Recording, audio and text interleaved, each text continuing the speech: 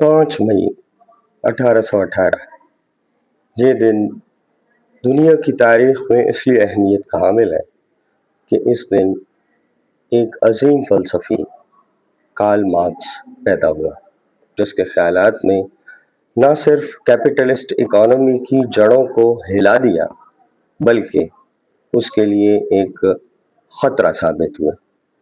وہ 19 سینچری میں بھی کیپٹلسٹ اکانومی کے لیے خطرہ تھے اور آج بھی۔ مارکس ٹرائر جرمنی کا ایک شہر ہے، وہاں پیدا ہوئے، والد ایک وکیل تھے۔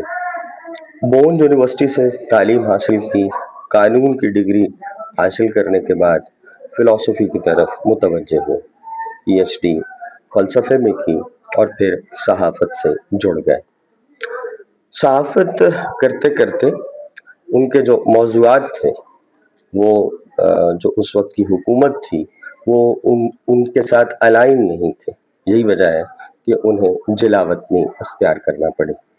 مارکس جرمنی سے فرانس چلے آئے۔ فرانس میں انہوں نے مضامین لکھنے کا سلسلہ جاری رکھا، لیکن یہاں پر ان کی ملاقات فریڈرک اینگلز سے ہوئی۔ فریڈرک اینگلز سے ان کی ذہنی ہم آہنگی پیدا ہوئی اور پھر وہ اپنی تمام عمر کے لیے ایک دوسرے کے دوست اور ساتھی بن گئے۔ فریڈرک اینگلز نے مارکس کا بھرپور ساتھ دیا اور اس کی وفات کے بعد بھی اس کے ادھورے منصوبوں کو پایہ تکمیل تک پہنچایا۔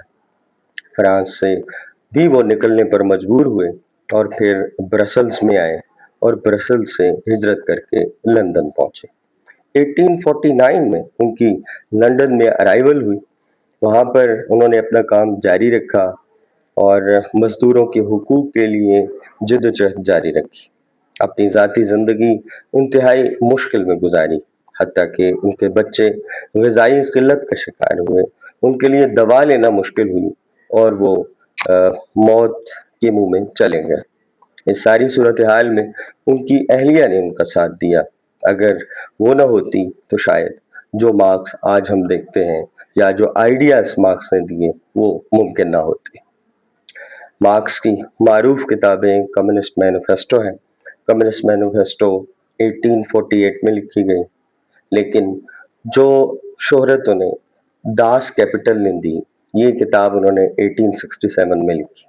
اس میں انہوں نے جو سوسائٹی ہے انہوں نے بتایا کہ اس کے پیچھے اکانومک سٹرکچر موجود ہوتا ہے جو پولیٹیکل، ریلیجس اور ایتھیکل انسٹیٹیوشنز کو بلڈ کرتا ہے، جسے وہ سپر سٹرکچر کا نام دیتے ہیں۔ اس کے بعد انہوں نے بہت ساری اور کتابیں بھی لکھی، جیسے پاورٹی آف فلسفی، جرمن آئیڈیالوجی کے حوالے سے انہوں نے کتابیں لکھی اور اس میں ڈائلیکٹیکل مٹیریلزم کا تصور دیا۔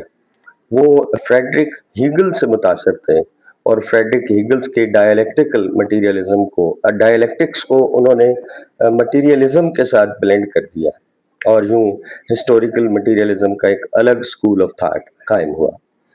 انہوں نے سرپلس ویلیو کا تصور دیا، کلاس سٹرگل کے حوالے سے اپنے خیالات کا اظہار کیا اور یہ وہ خیالات تھے جو آگے چل کر رشین ریولوشن کا باعث بنے اور ایک سوشلسٹ اکانومی جو تھی وہ ابھر کر سامنے ہے۔ بات اور گفتگو کو اگر جاری رکھا جائے تو بہت ساری باتیں جو ہیں وہ کی جا سکتی ہیں، لیکن مارچ 1883 کو مارکس دنیا سے چلے گئے۔